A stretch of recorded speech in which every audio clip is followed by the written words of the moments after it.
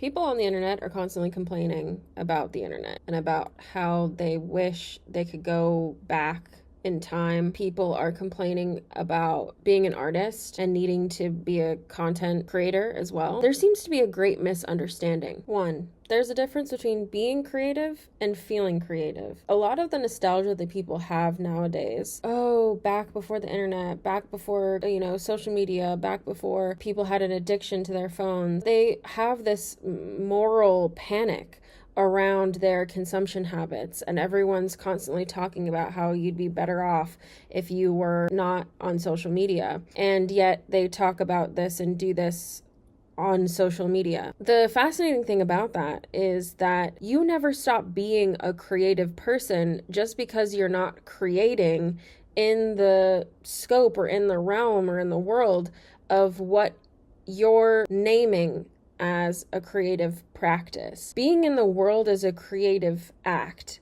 We're constantly creating in order to exist. We're constantly having to make decisions.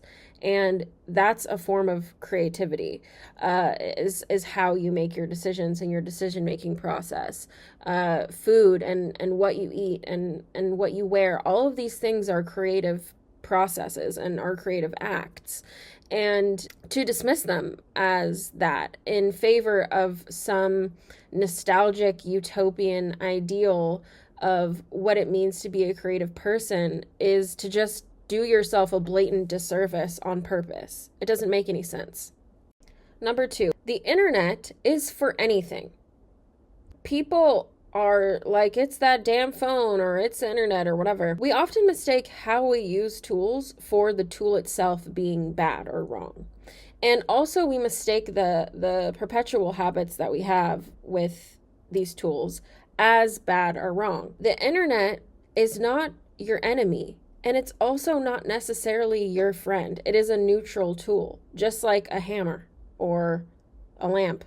It's a tool for something. The difference between a hammer and a lamp and the internet is that these things, these physical objects, are built in a way that suggests what the tool is supposed to be used for.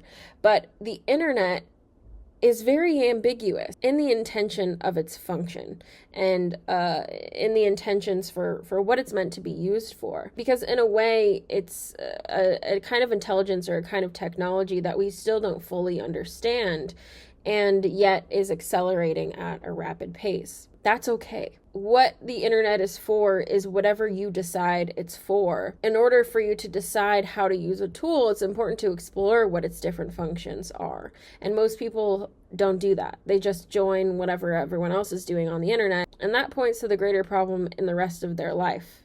Number three, you don't have to do anything. You are not obligated to be on the internet. You are not obligated to become a content creator.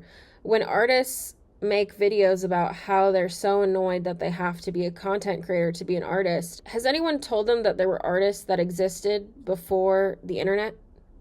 And in fact, those are the artists that we still talk about today in classrooms, and that we still study and have coffee table books for, and we still exhibit their art. There was a time before the internet, and just because the internet exists doesn't mean you have to use it, and doesn't mean you have to use it in any particular specific kind of way. If you're locking yourself in a particular box of what success can look like for you and how you're going to get there, then that is on you. And it's on you to use your creative abilities as a creative person, to find other ways. There are so many ways to advertise that have nothing to do with the internet. And there are so many ways to use the internet solely as a communication tool, or use your phone solely as a communication tool and not as an advertising platform. You can do it in a million other ways. It's very wild to me how many people need to be told, you don't have to do anything you don't want to do. There's no obligation to become a content creator. There's no obligation to do work or promote work in a particular kind of way. There's no obligation, period. And what you choose to do and choosing to complain about it is fine. That's your choice. But this idea that it's being forced upon you or thrust upon you to make work on social media because you're an artist is just simply untrue. And this is the case for like a lot of things. It's not specific to artists needing to use social media. There's a lot of misunderstandings about what is required of people at this stage. Or a lot of requirements are not being met that should be being met, and a lot of things that are being proposed as requirements are not.